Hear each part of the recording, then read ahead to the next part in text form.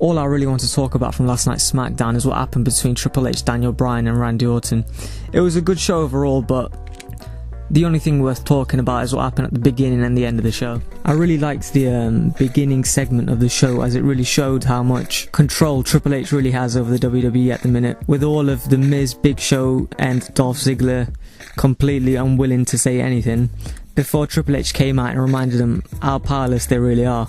He's playing his role as heel dictator completely perfectly at the minute. He's just someone who's born to be heel, and I can't believe it's taken him this long to turn again, but I'm just grateful it's finally happened. One thing I find interesting is that he's almost basically a mouthpiece for Orton at the minute, and on the one hand it's good because Triple H is amazing on the mic, but on the other I think I'd rather see Orton's current character fleshed out more, and for him to be given a bit more mic time. But then again, I'm just glad that he's in the title picture again, and he's actually relevant again, doing something of use instead of just rotting in the mid-card doing absolutely nothing.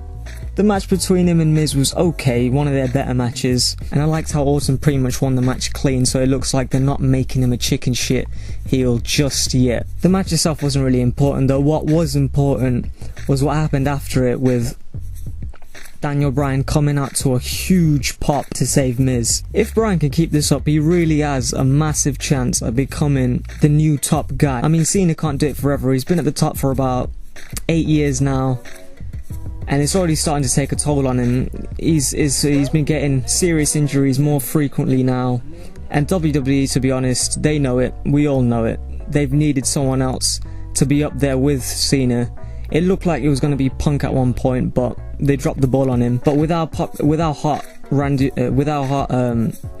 Daniel Bryan is right now, I can't see how WWE can mess this up. They've found ways to do it before, but it seems like they've learnt their lesson. They seem to be on the best track they've been on for a while now with this whole corporation storyline. So, to be honest, I actually have faith in them to cement Bryan as one of the top guys. One of the worries I do have though is that the corporation storyline seems to be running on both Raw and SmackDown at the minute. And it's good on the one hand because it's making SmackDown a lot better and making me want to tune in. But on the other hand, I'm worried that it's going to cause the storyline to get stale really quickly. I mean, WWE storylines usually get stale quickly anyway when they're running on just the one show, so I can't really see how they're going to manage to keep this from getting repetitive pretty quickly, because for the last 4 shows I think it's ended with Bryan being beat down, so I don't know, I have faith, but we'll see how it goes. Anyway, moving on to the main event, another decent match between Bryan and Ryback, but again, what I enjoyed the most was what happened after the match, with Orton and Shield beating down Bryan. I know I just said Bryan being beat down is the same ending we've had for the past few shows anyway, but it still doesn't mean it wasn't done well. More than anything, I think it was this segment that's really cemented Orton as the top heel in WWE right now. And really, it's a bit of a shame that this wasn't on Raw, because as we all know, SmackDown has a lower viewership. So I think this segment being on Raw could have really helped get Orton over as a heel, because as I'm sure most of you know, he's not been really getting that much heat since turning heel. I mean, he's getting some heat, but he's still getting a lot of cheers on Raw especially. So having this segment where he got the most heat he's had since he's turned heel on Raw would have really helped Orton, I think. I mean, when you look at it, since he's won the title, he's acted the most heelish on the 2 SmackDown shows he's been on, you know, with the first being him RKOing Daniel Bryan at the end of SmackDown last week, and then him and Shield beating down Bryan again this week. And I think that's why part of the Raw audience still cheers for him. But a pretty simple solution to this could be maybe if on Raw they actually had a recap of last night's SmackDown, because I know they didn't really have one of last week's SmackDown on this week's Raw. Anyway, what I enjoyed the most about this segment was how good Orton was as a heel.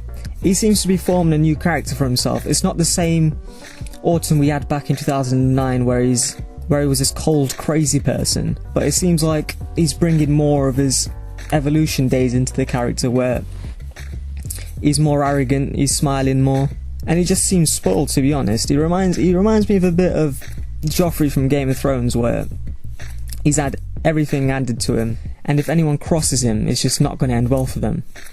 Everything Orton did in this segment was great, from him giving the Shield orders to making sure everyone in that crowd got a look at Daniel Bryan before they finished their beatdown. That was a great touch, and what I feel got Orton and the Shield the most heat they've gotten since Orton's won the title. Apart from that, one worry I do have at the minute is how irrelevant the World Heavyweight Championship is.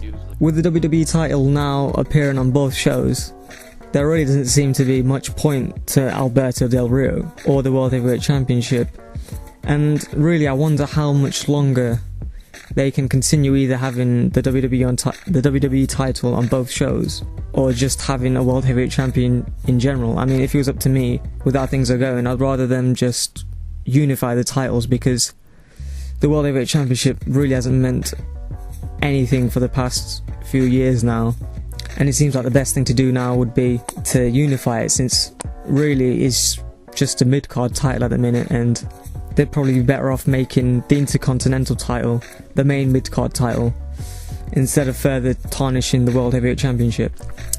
Anyway, that's just how I feel. I mean, if you feel any differently, comment below. If you don't, give me a thumbs up. And yeah, thanks for watching.